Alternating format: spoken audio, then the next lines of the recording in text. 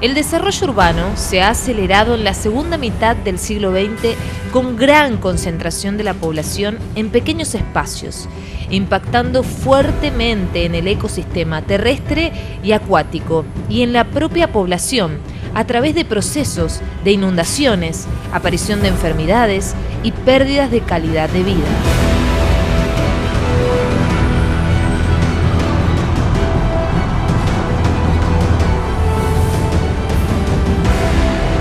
Este proceso ocurre debido a la falta de control del espacio urbano, que produce efectos directos sobre la infraestructura del agua, abastecimiento del agua potable, sistema sanitario, drenaje pluvial, urbano e inundaciones ribereñas y residuos sólidos dispuestos inadecuadamente.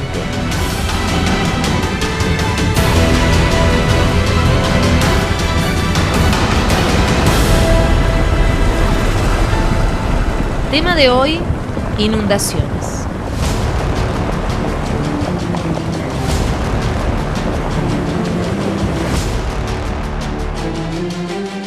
Las inundaciones se producen de golpe, son intensas y altamente dañinas.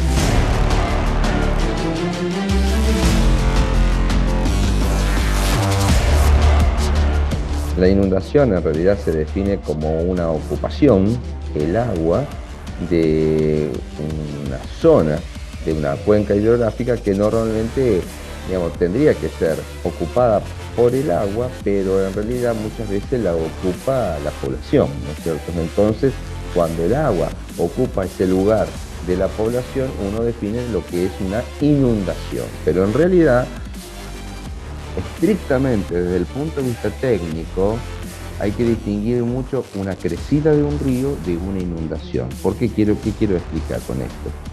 La crecida de un río es un hecho absolutamente natural. La crecida de un río tiene que ver con una cuenca hidrográfica. La cuenca hidrográfica es algo así como el cuerpo humano. El cuerpo humano en su conjunto lo tiene que analizar en su conjunto.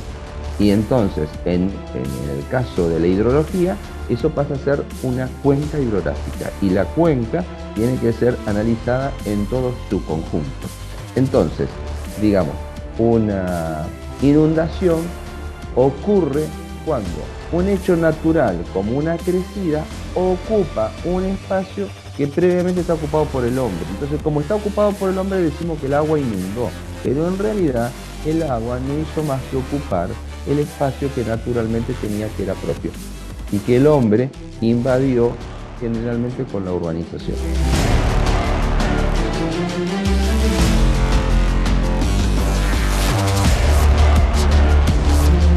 El concepto de inundaciones significa impacto y significa personas involucradas o actividades productivas involucradas. Lo que es normal y siempre pasó son las crecidas naturales de los ríos y la ocupación de las áreas de riesgo hídrico a donde el río recupera su espacio alguna vez al año o una vez cada tantos años por parte del hombre, de sus actividades productivas o su domicilio, se define como inundaciones. O sea, las inundaciones es un efecto antrópico, no es un efecto natural. Y es producido de la ocupación de las áreas de riesgo hídrico por parte de los habitantes y de los sistemas productivos. Entonces, ¿qué tenemos que hacer? No se pueden usar las áreas de riesgo, sí se pueden usar en actividades que sean compatibles con la inundación natural de los ríos. O sea, si nosotros inundamos un río en su cuenca, en zona rural, en una zona productiva donde hay animales y los animales se corren de esa inundación, no hay impacto de inundación, es una crecida del río que es natural, que no trae aparejado efecto de inundación, porque la inundación se asocia normalmente a daño, a impacto, a actividades impedidas. Si nosotros ponemos un puente chico y el puente se pasa por encima, decimos hay una inundación, sí. El problema es que no hemos estudiado lo suficiente el curso de agua para hacer el puente más grande, o que los recursos que disponemos para hacer la infraestructura hidráulica termina siendo chica y termina siendo de riesgo.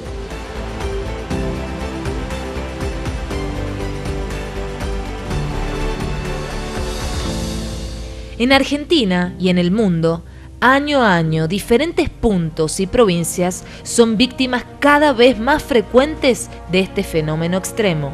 La situación es realmente desesperante porque no para de llover. Comenzó ayer a las 10 de la mañana, comenzó ya a caer agua y desde entonces no cesa.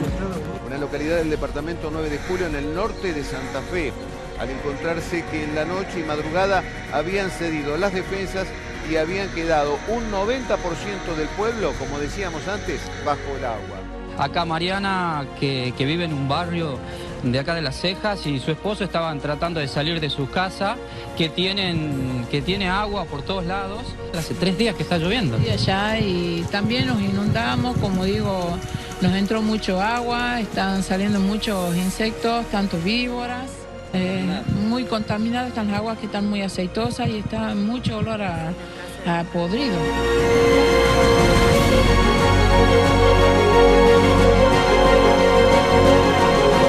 Un 2 de abril del año 2013 ocurrió una de las más importantes y devastadoras en nuestro país. Fue en la capital provincial, la ciudad de La Plata. En solo 1 hora del comienzo de la tormenta, las calles ya estaban sobrepasadas de agua y las casas y hospitales rápidamente comenzaron a quedar bajo el agua.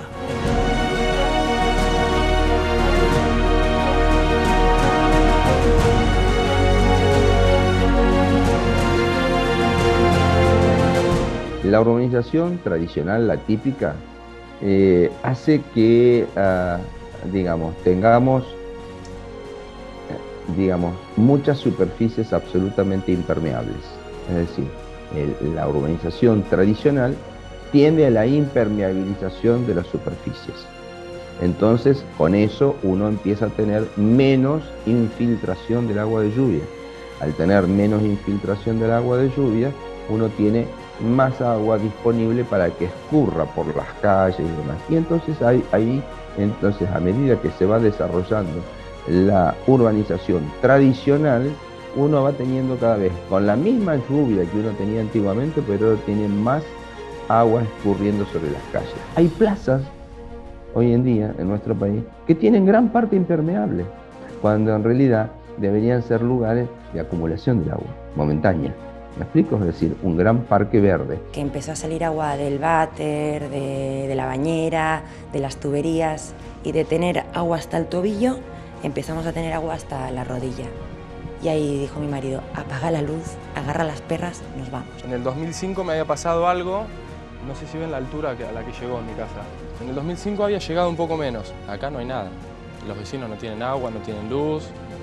Pero llegó un momento que el agua tenía tanta fuerza que tiró todo, y lo que está encima de los muebles también no se salvó nada. Todo destruido, todo destruido. La desesperación porque ya el agua empezó a entrar por la ventana, entraba por todos lados, así que optamos por subir todo en la planta alta de la casa, lo que pudimos, y lo que no pudimos se perdió.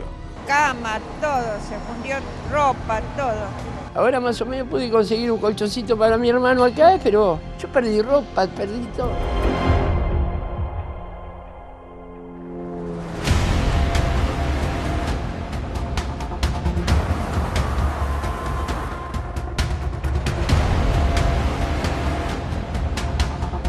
El saldo de esta inundación fue mortal. Fallecieron oficialmente 89 personas y más de 350.000 se vieron afectadas. La República Argentina tiene un porcentaje muy alto de población urbana, y esa población urbana ha ocupado áreas de alto riesgo hídrico. Hay famosos loteos en la década del 40 o el 50, que fueron periodos secos, que se han loteado áreas que eran lagunas o áreas inundables. Cuando viene el periodo húmedo, vuelven a inundarse totalmente de esa situación.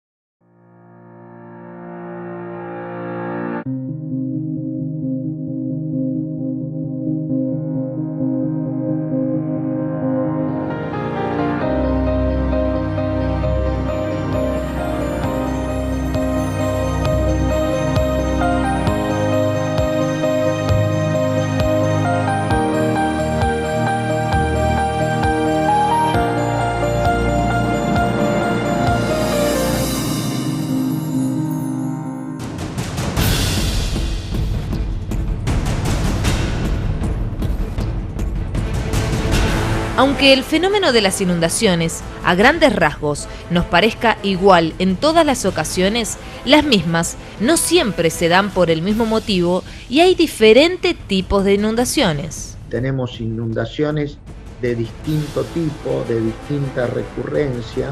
¿Qué quiere decir de distinta recurrencia? Que estadísticamente se producen una vez cada cierta cantidad de años. Y tenemos los eventos menores que se reproducen todos los años, las crecidas ordinarias que nosotros llamamos. Después tenemos las crecidas extraordinarias, que son los eventos cada más de 10 años. Y tenemos los eventos cada 100 años, cada 1000 años, cada 10.000 años, con que se diseña una represa hidroeléctrica. No hay lugar en el mundo que no se pueda inundar, todos son factibles de inundarse. Lo que pasa es que depende de qué frecuencia se inunda y con qué riesgo se inunda.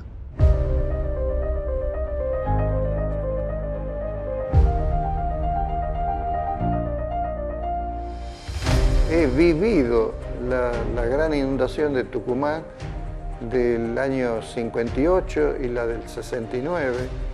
Había más de 1 metro de altura de agua en las calles en la ciudad de Tucumán.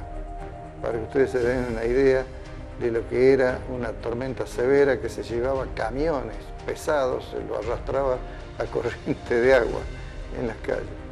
Esto era en el periodo lluvioso.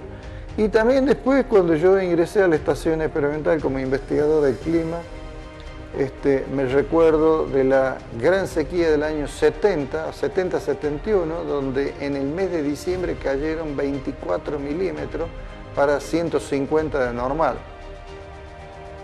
En diciembre solo. Y en diciembre del 77, es decir, 7 años más adelante, tuvimos la gran inundación, al revés de la sequía, tuvimos la gran inundación del departamento de Leales, que tuvimos que dragar al arroyo Mista para que saque más rápido el agua. Tuvimos que dinamitar una carretera para que pase el agua de un sector a otro en el camino que iba a las termas de Río Hondo. Fue tremenda la inundación. Duró el agua echándose a perder en los pastos que se podrían. Duró 2 años, así que una inundación severa genera problemas hasta 2 o 3 años posteriores. No es que vino la inundación y pasó. Entre 1971 y el 77, en 6-7 años, ocurrieron 2 eventos extremos de la más fuerte magnitud que puede haber ocurrido en Tucumán y en la cercanía, digamos, entre un año y unos pocos años después. Es importante que la sociedad conozca que los países más contaminadores que hay en el planeta son Estados Unidos y China. Estados Unidos porque la mayor fuente de energía es el carbón mineral que se extrae de los estados del este de Estados Unidos, y mientras yo creía de que había energía nuclear y otras formas de energía hidroeléctrica y todo para alimentar a las ciudades de Estados Unidos, no, es el carbón. Es la fuente básica y es muy difícil culturalmente y económicamente de desplazar eso por otra fuente. Hasta que aparezcan las otras fuentes y se instalen, y que además esas fuentes nuevas sean baratas, porque el carbón lo utilizamos porque es una fuente barata, no tiene solución. Y después China con su industria metalúrgica y de fundiciones que utiliza este país, tampoco se muestra alentadora, porque es la primera economía mundial en este momento en crecimiento y su principal fuente de hacer funcionar toda la industria es precisamente el carbón. Pero también la actividad agropecuaria y el trabajo indebido sobre el suelo afecta a la capacidad de infiltración y permeabilidad del suelo, y eso potencia las condiciones para que zonas rurales se inunden.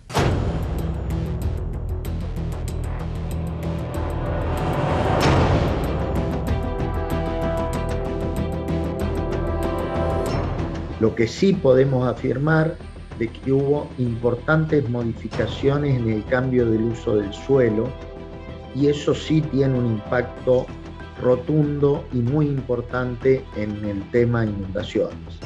Por ejemplo, en gran parte de la región pampeana de Argentina se cambiaron las pasturas nativas que tenían una capacidad de consumo de agua de 1.200 a 1.300 milímetros, se cambiaron por un cultivo perenne como es la soja o el trigo o el maíz, que tiene un consumo mucho menor, que consume en el orden de los 700 milímetros. Eso genera un excedente de agua, y ese excedente muy importante de casi un tercio del volumen precipitado, entonces los años que precipita más cercano a 1200 genera inundaciones. Los años secos tenemos récord en producción, lo podemos ver en estos años, por ejemplo, que son años secos, y tenemos récord de producción.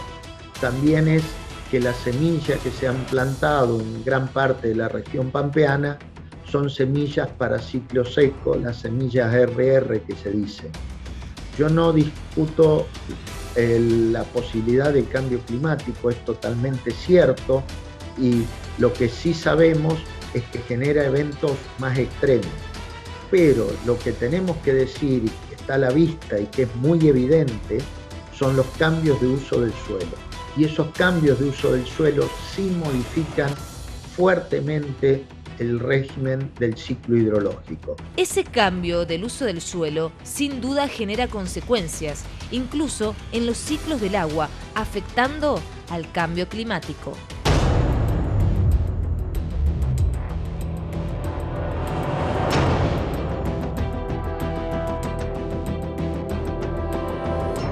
El tema del cambio climático está en segundo orden de importancia frente al cambio global, que es lo más importante. En realidad uno debería pensar como cambio global.